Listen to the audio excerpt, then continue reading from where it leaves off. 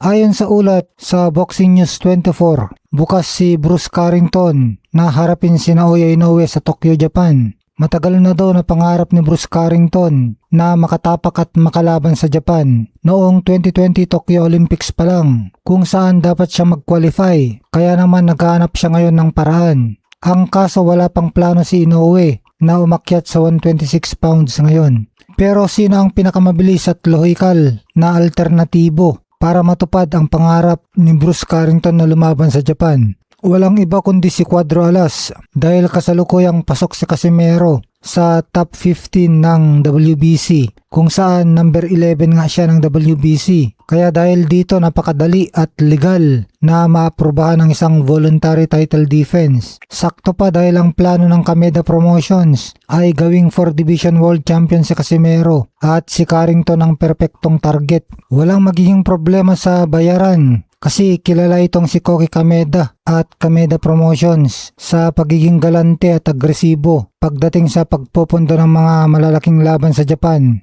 Lalo na kung ang mga kalaban ay tulad ni Casimero na may malaking hatak sa mga manonood. Kaya pagdating sa payout o premyo, kayang-kaya nilang pantayan o lagpasan ang demand ni Carrington. At ito ang maganda para kay Casimero. Sa uling laban ni Carrington, nabunyag ang kanyang malaking kahinaan. Nakitaan siya ng butas matapos masaktan at dumaing sa mga patama sa katawan. Kilala pa naman si Casimero sa paggiba ng bodega. Kaya kapag naamoy ni Cuadro Alas ang mahinang bodega, ay siguradong tulog ang Amerikanong kampiyon na si Bruce Carrington. Pinoy boxer J.R. Raquinel binasag ang daya sa Japan matapos ipatikim ang 3 knockdowns sa first round. Dugo at lakas ng Pilipino ang nangibabaw sa bansang Japan matapos irehistro ng Pinoy bantamweight contender na si J.R. Raquinel ang isang mabilis at dominanteng panalo. Walang nagawa ang Japanese boxer na si Kenbun Torres na kilala sa pagiging tinik at tagapagpabagsak ng ilang top Filipino prospects, kundi ang sumalo ng mga naglalagablab na kombinasyon mula sa pambato ng Pilipinas. Agad na ipinamalas ng Pinoy na boksingero ang kanyang natatanging lakas sa pagtunog pa lang ng kampana sa opening round.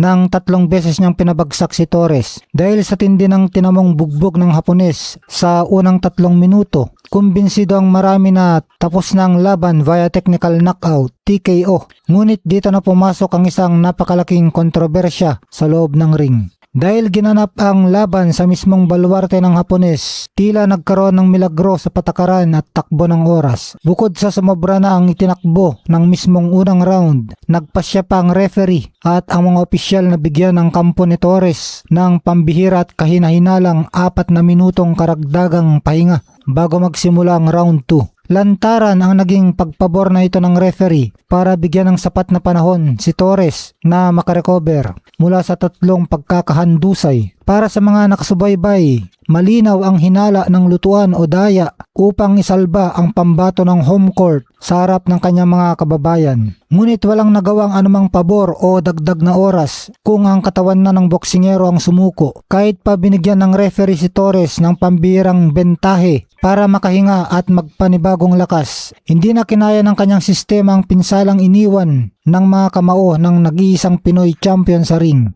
Matapos ang mahabang konsultasyon sa gilid ng ring, opisyal nang idineklara na hindi na kayang ipagpatuloy ni Torres ang laban, na nagakyat kay Raquinel sa isang opisyal na TKO victory. Dahil sa panalong ito, pinatunayan ng bangis ng kamaong Pinoy na walang home court advantage o lantarang daya ng referee ang makakapigil sa tunay na tagumpay. Dahil sa panalo ay umakyat ang record ni J.R. Raquinel sa 19 wins, 3 losses at 1 draw with 15 knockout win. At si Kenbun Torres bumagsak sa 16 wins, 7 losses at 11 knockout wins.